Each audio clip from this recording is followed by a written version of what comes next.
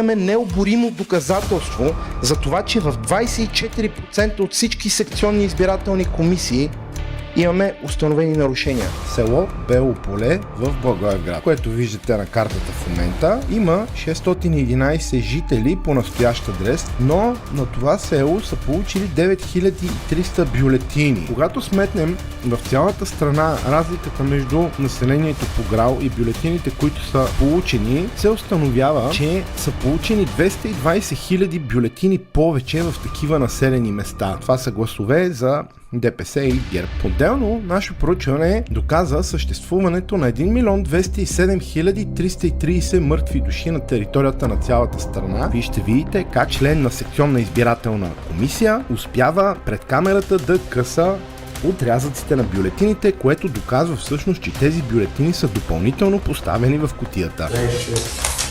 26, 27, 28.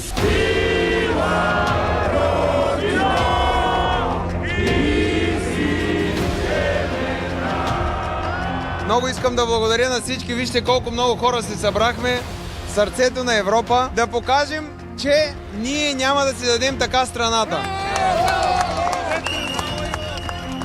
Започваме с едно видео да видите предизборни измами, каквито няма и в Венецуела. На 100% има доказателства за тотално нередовни избори.